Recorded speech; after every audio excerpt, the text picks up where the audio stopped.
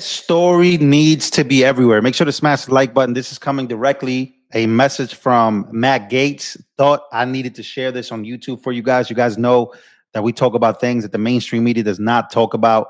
And this right here is about a former GOP candidate for Congress who plotted to use a Russian-Ukrainian hit squad to assassinate Congresswoman Anna Paulina Luna in 2021.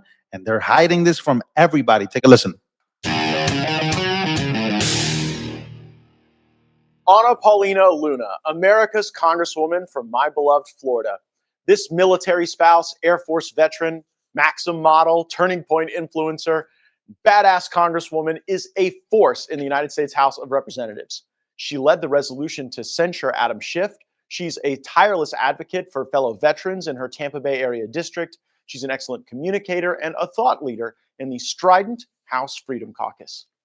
Did you also know there was a plot to assassinate her during her second and successful run for Congress?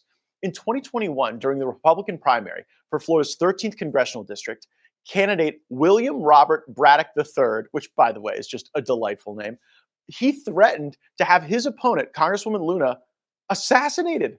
In a recorded call with a GOP activist, Braddock claimed that he would employ a Russian-Ukrainian hit squad to eliminate Luna if she continued to perform well in the polls because voters actually like her.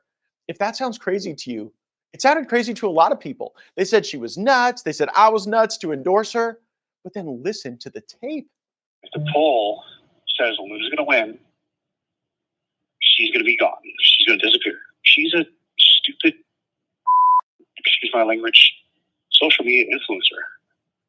Bro, we've been talking about how the GOP and a lot of these Republicans are rhinos and they're some really bad people that really should not be in government.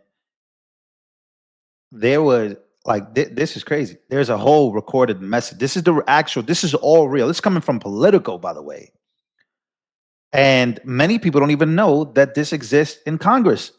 These people try to take each other out. And again, nothing in politics happens by accident. This is an actual recording. And you're going to see. You're going to see how this ends up. The poll says Luna's going to win.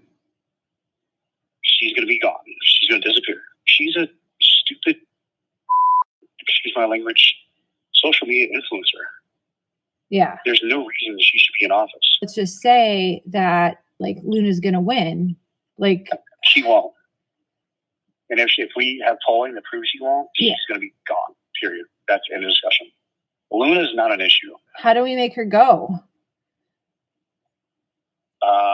I call up my Russian and Ukrainian hit squad, and within 24 hours, they're sending me pictures of her disappearing. Close battle, combat, Tech 9s, Mac 10, silencers kind of thing. No snipers. No. Up close and personal, so they know the person. They know that the target is gone. Don't be on the wrong side of supporting Luna. Yeah. Because if you're near her when time comes, I just don't want that to happen to you. You've got kids. I'm not just blowing smoke here. I'm being dead ass serious, and it scares the me too. I don't even know what to say. That's unlike any discussion I've literally ever heard in the context of politics. And when you see that type of a person put themselves up for public office, it makes you wonder what kind of vetting we're doing on them. The incident prompted Luna to seek a restraining order against Braddock, and Braddock subsequently left the country, resided in Thailand, and then later moved to the Philippines. In 2023, he surrendered to authorities in Manila and was extradited to the United States. And just this week, Braddock was sentenced to 3 years in federal prison after pleading guilty to transmitting an interstate threat of injury. I just have to think about 3 years. 3 years? They gave George Santos 7 years for OnlyFans. This guy was out there threatening to kill his opponent and describing in detail how she was going to be murdered, and he got only 3 years. I think he should. No, Pam Bondi needs to get on this. Yeah, we got to broadcast this video everywhere. Make sure to smash the like button and share this video. This is the type of stories that, again, you got to put out there. This dude, how in the world is this even possible? Right? Mind-blowing story that should be national news. William Braddock was just sentenced to only 3 years in federal prison for plotting the assassination of Florida Congresswoman Anna Paulina Luna. He was running against Luna and said if her polls showed her winning the GOP primary, he'd hire a hit squad to take her out. What? But do you know what makes this crazier? Broadock worked for Pfizer. Interesting. He also worked for Pfizer in China. And he was going to hire a Ukrainian hit squad. Interesting. One of Trump's failed assassins also had strong ties to Ukraine. What's going on in Ukraine? And who was Broadock's defense lawyer? Interesting. Kevin Hayslett, who decided to run against Anna Paulina Luna as well that same year. That's the guy.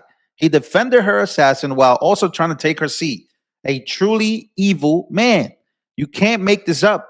I've said it before, and I'll keep saying it again. We are in a battle between good versus evil. That is DC Drano on X, basically exposing that the same guy has a lawyer that also tried to run against Anna Paulina Luna. That guy came to this man's defense. Also, the ties to Ukraine. But Matt Gaetz raised a great question. What type of vetting is really going on in Congress? Well, he should know. And he's being a critic because he knows there's not much vetting really going on with the people that are in Congress of today, unfortunately. And that is a terrible system to have. Not only do we not have limits on how long you can, be a congressperson or be a senator. Some of these people got lifetimes. Like they just there for lifetime, 40, 50, 60 years. And that's just terrible. But the fact that, William Broadock, who is literally only sentenced to 3 years, this dude was running for office while having these ties, while also having ties to Pfizer. Interesting. Isn't that just interesting, ladies and gentlemen? But again, Congress and Republic, this dude he was running for the GOP. It just lets you know that there is only a certain amount of individuals in politics that really mean well. It's a business. It's become a mafia. It's become what we've all called the establishment, the uniparty. It's become corruption at its highest base. This has nothing to do with winning the votes of the American people to serve the American people, but it has everything to do with business and getting paid and lobbying, which is why I'm pretty much against anybody who receives any money from anywhere, because then they're receiving money for endorsements. They're receiving money to care more about those issues from these corporations or this set country. Receiving money from outside countries, receiving money from corporations, lobbying, I think it should be completely illegal. But this right here is a story that needs to be everywhere. I thought it was so crazy. This guy, you search him up, it's literally only sentenced to 3 years. I think Trump's DOJ should 100% pick this case up, give this guy way more time. Give him way more time. Also investigate his actual ties that he spoke about, because this is an actual crazy case.